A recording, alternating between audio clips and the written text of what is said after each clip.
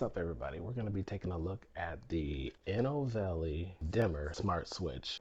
This company has put out some pretty good products. I bought one of their outdoor dual Z-Wave plugs, and that thing has been working great. But right now, this is what we're going to be focusing on, so let's go ahead and get to it. Okay, so I love the Inovelli outdoor plug so much that I decided to go ahead and chance it and buy two of these. So this is just the one that I'm gonna open up real quick, kind of show you what the deal is. But we have, let's see here, we have the switch itself here, it looks like.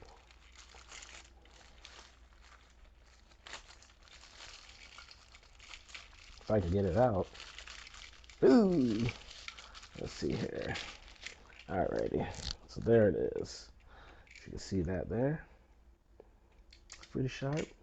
I bought several switches and outlets and everything, and this looks on par with the other ones. I should note too that one thing I like about these Inovelli are the price tag. Of course, the price tag is pretty on point in comparison to some of the other switches. So I'm not going to go into the prices and stuff like that because you know they always change, but as of right now they were pretty good. So all right, so we have here, looks like a jumper wire, some screws, and we have the installation manual, etc there, no big deal. And we got some face covers here. We got the, let's see, the white, the off-white, or whatever, cream colored. Yep, if you want to switch the button, there you go.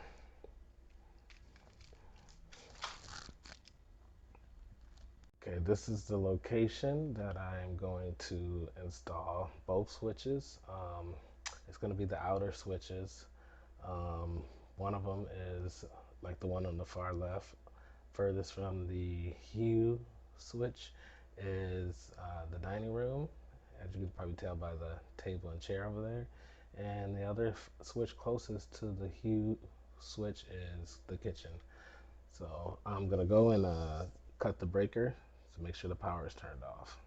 Okay, so I got the power turned off, and now I need to remove the face cover off the switches, and I'm going to end up using this little handy dandy tester to make sure, double check, always safety precautions, and make sure the power is actually turned off. Okay, so if power were present, it would work out to be something like this. See how that's beeping there? And we definitely don't want to work when it's like that. So let me do it where the switches are so you can see that it does not in fact beep. Okay, my video recorder crashed, so I don't even know if that last part saved, but this wall was painted with the cover on, I believe. So I'm just going to take a little razor and go around the edges to make sure that when I take this off, I don't remove the paint off the wall. Trying to make sure I do a good job so I don't get in trouble. Don't want to get in trouble.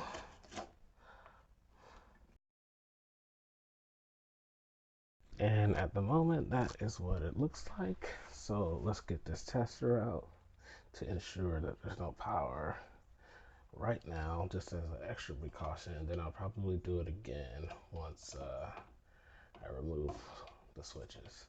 And I'm only going to do one switch at a time to make sure that I don't accidentally fry one of them or fry both of them instead of just one of them. If there's a mistake or something crazy, I'd rather just be one of them than both of them. So that's where we're at right now. A lot of times too, when you're doing these smart switches like this, you have to be aware of the amount of space that you have within your gang box and stuff, because if you're not careful, sometimes they have all kinds of wiring bundled up in there, and then since these things are the like, if you look, actually, let's actually pop this off of here.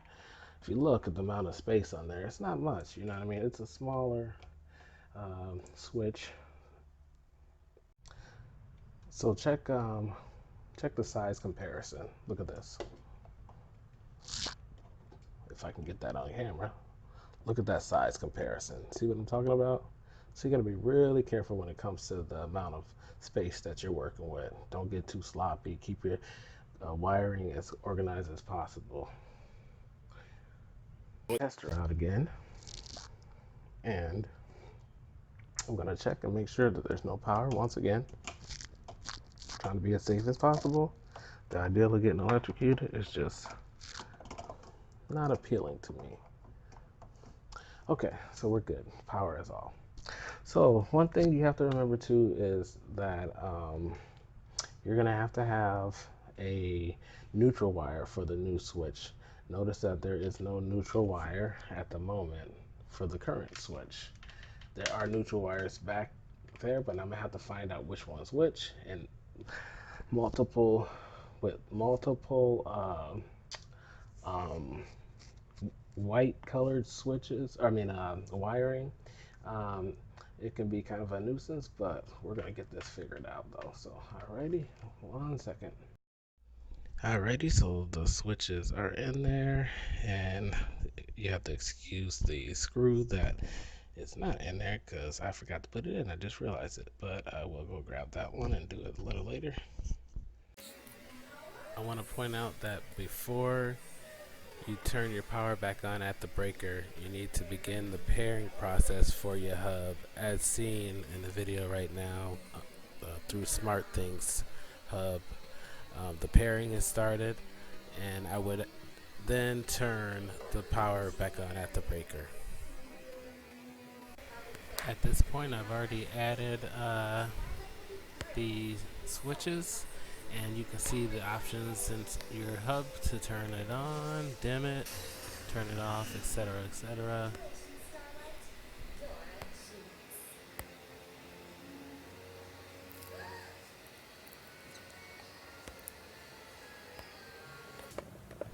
Okay, I'm gonna demonstrate the manual dimming it up and down.